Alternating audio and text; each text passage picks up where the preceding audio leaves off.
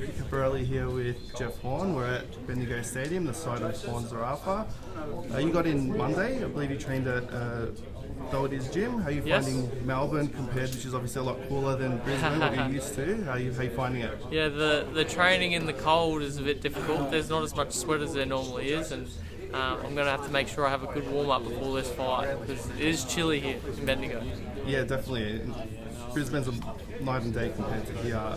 Do you think the week is enough to sort of acclimate, or is it ideally, would you need a bit more? Or? No, it's fine. A week's fine. It's only a domestic flight, so I've done that plenty of times and could have probably done it in a day or two and be fine. So I didn't need a whole week or two to get here early, but I have. I've gotten here a week early before the fight and to acclimatise and to just relax before getting in there.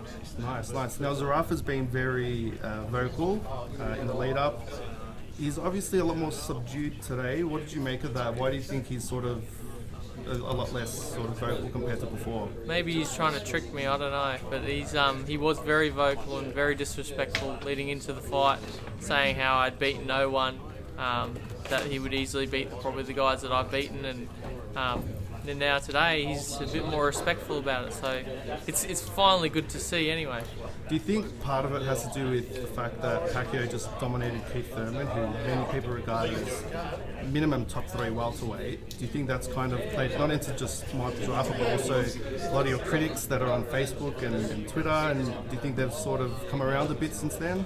It does play a lot, and it probably changes a lot of people's mind when they see PACQUIAO win so well against the champion. But there's always going to be people. That's what you got to teach people out there, even the kids mainly.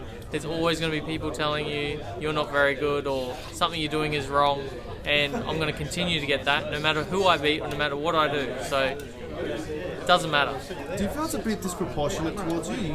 You tend to get a bit more unfairly sort of flack from people in the comments, especially outside of Australia, and American comments and things like that? I do, probably because I don't probably look like a boxer, I probably don't sound like a boxer, and that's probably how they treat me. They probably don't want me to succeed, and they go, who is this guy? Who does he think he is? So they want to see probably their person that they probably see as a champion.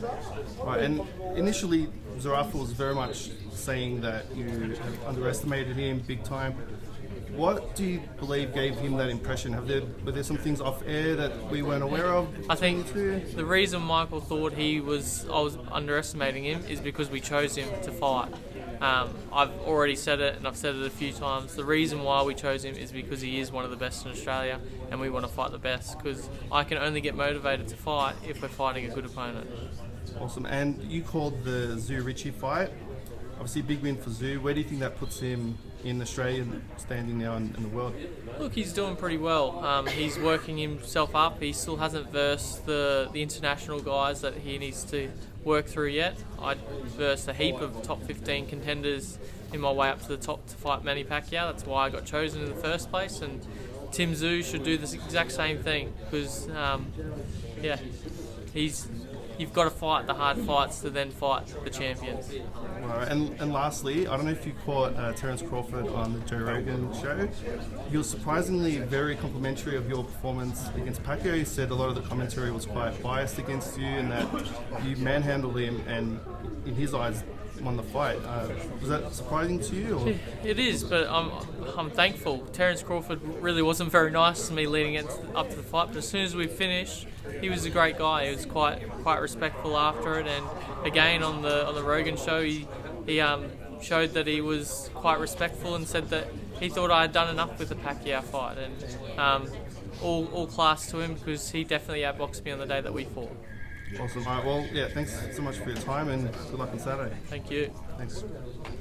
Well, if you enjoyed the video, feel free to hit the like, subscribe, and share. As always, if you want to support us to the next level, head over to the patreon.com/ThaBoxingvoice. We have tons of exclusive from Border Wars, Entitled, betting shows, the list goes on and on and on.